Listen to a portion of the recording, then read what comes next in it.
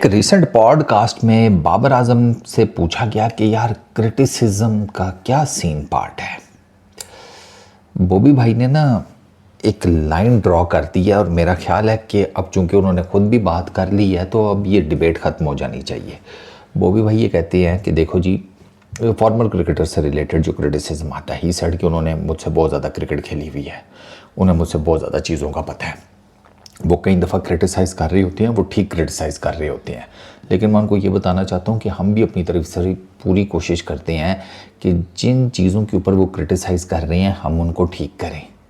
Overnight हो नहीं पाता, थोड़ा सा टाइम लगता है, फेयर इनफ। आगे बॉबी भाई ये कहते हैं कि इसी क्रिटिसिज्म में जब आप ज़ात पे हमला करते हैं ना, मतलब रेड लाइन क्या है, वही वो जो अख्तर लावे की थी, वो उसने वीडियो में कहा था ना, अल्लाह दा पावा अख्तर लावा, उन्होंने कहा था ना कि चम्यार तू मेरी ज़ात पे हमला किया है।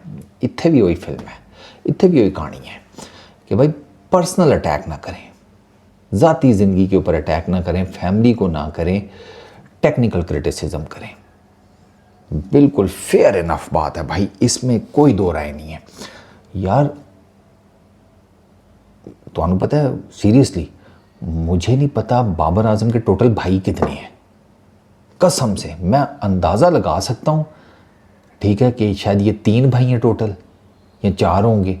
मुझे होता ना, एक बंदे को पता होता है कितने भैन भाई ने जी, 3 भाई ने या 4 भाई, मैं श्योर नहीं हूँ, मुझे नहीं पता।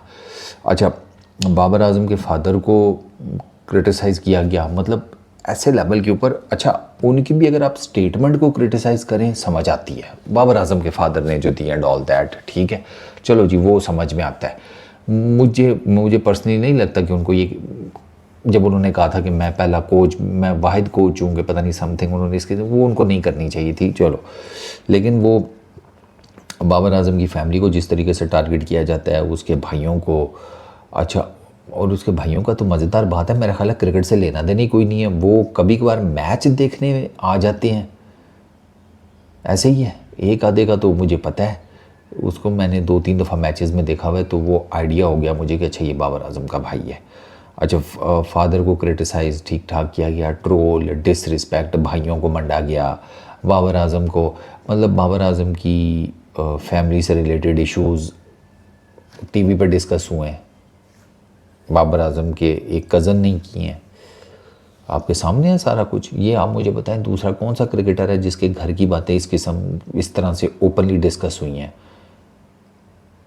मतलब कि जी बाबर आजम किसी और को पसंद करता है, कार वाले कहीं और शादी करना चाहते हैं। मैंने जब ये स्टेटमेंट सुनी थी, मेरा पता पहले क्या रिएक्शन था, को तेरी खैर, वो भी वही दे कार भी सेम साढ़े वाले मसाइल ने। मैं कहा अंदाज़ा करो, मैं कहा इतना शायद कुछ डिफरेंट हो गई हो भाई गेम, कि यार नहीं, पिछली गर्मी की छुट्टियां तो इटली में गए थे, अब इस दफ़ा इटली नहीं जाना। लेकिन नहीं, वो छोटा कह रहा है कि मैं क्लोसिया में नहीं तकिया सी, इटली जाएंगे इस बार। छोटा अपनी जिद पकड़ के बैठा, मैं वो भी भाई ऑडी चलाते ने भैन, ठीक है, सानू बुढ़े होके पता लग गया उसके अगे 4 ने वो रिंग्स,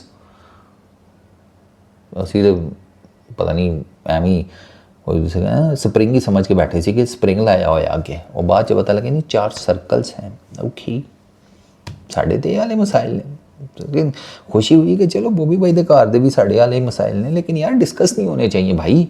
पॉइंट ये है, आप अपनी फैमिली को डिस्कस करते हैं, आप अपनी फैमिली डिस्कस करते हैं, आपको अच्छा लगेगा आपकी फैमिली मैटर्स, आपके घर की पर्सनल बातें इस तरह ओपनली सबके सामने हो। तो बाबर आजम का ये पॉइंट बहुत वैलिड है। टेक्निकल क्रिटिसिज्म करें, मैं करता हूँ, हालांकि मैं बाबर आजम का बहुत बड़ा फ़ैन हूँ, सारी दुनिया जानती है। लोगों को लगता है कि मैं बड़ा सॉफ्ट स्पॉट रखता हूँ बाबर आजम के लिए, लेकिन जिन्होंने मेरा टेक्निकल क्रिटिसिज्म सुना हुआ है बाबर आजम पे, उनको लगता है मैं बाबर आजम हेटर हूँ। सवाल ही पैदा नहीं होता। हेट तो मैं किसी को नहीं ऐसा करता यार, हेट वेट वाला चक्कर नहीं है। कभी गुस्से में गैस में कोई मेरे मुंह से इस तरह का हेट शेड का वर्ड निकल गया तो वो एक अलग बात है, वरना डेलिबरेटली तो सवाल ही पैदा नहीं होता। हाँ, टेक्निकल क्रिटिसिज्म है, जैसे मैं हमेशा से कहता रहा हूँ कि ये जो पिछले कुछ सालों में बाबर आजम ने करने की कोशिश की है, ये वो मजाक ही किया बाबर आजम ने अपने साथ, ज़रूरत ही नहीं थी। अब फोटे ही नहीं है ना भैया आपकी बैटिंग का कि आप अन्यबाजी आकर स्लॉगिंग शुरू कर दें, मार धाड़ शुरू कर दें। आप प्योर टाइमिंग वाले बैट्समैन हैं, आपने पूरा PSL सिर्फ बॉल को टाइम करके खेला है। आप लीडिंग रन स्कोरर बन के बैठे हुए हैं। फाइनल में आपने सिर्फ 1 रन और कर लिया तो आप पाकिस्तान सुपर लीग के किसी भी एडिशन में सबसे ज़्यादा रन्स बनाने वाले बैटर बन जाएंगे, 589 रन्स। ये आपने केड़ी स्लॉगिंग की है? इवन मुश्किल विकटों के ऊपर भी, स्लगिश विकटों के ऊपर भी आपने प्योरली अपनी टाइमिंग के ऊपर, अपनी इंस्टिंक्ट के ऊपर रन्स बनाए हैं। तो यही काम आपने T20 इंटरनेशनल में करना था। वो पता नहीं किहड़े चक्कर च पै गए तुसी, पावर हिटिंग ते दिस एंड दैट। सरकार आप टेस्ट बैट्समैन हैं, आप ODI बैटर हैं, आप T20 बैटर हैं। वो जो करते हैं वो टेस्ट में क्रिकेट खेल सकते हैं, सवाल ही पैदा नहीं होता।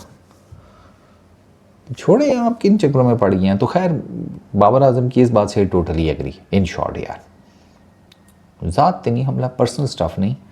आप बाबर आजम की क्रिकेट के ऊपर करें, क्रिकेट स्किल्स के ऊपर करें, फिटनेस के ऊपर करें, माइंडसेट के ऊपर करें, बैटिंग टेक्निक के ऊपर करें, फुटवर्क के ऊपर करें, हेड मूवमेंट के ऊपर करें, हेड पोजीशनिंग के ऊपर करें, ओपन शोल्डर के ऊपर करें, जिस मर्जी चीज़ के ऊपर करें, रिस्ट वर्क के ऊपर करें, बैक फुट के ऊपर करें, फ्रंट फुट गेम के ऊपर, जिस मर्जी, मतलब लेकिन क्रिकेट से रिलेटेड हो। आपको कोई हक नहीं पहुंचता, आपको जिसे कहते हैं कोई आपकी मॉरल ड्यूटी नहीं है, आपके पास कोई जिसे कहते हैं 1% भी इस चीज़ का आई वुड से आपको अथॉरिटी नहीं दी गई कि आप इस चीज़ की टेंशन नहीं है, इस बारे में सोचना शुरू करें कि बाबर आजम शादी किधर करना चाहता है और उसके घर वाले किधर कराना चाहते हैं।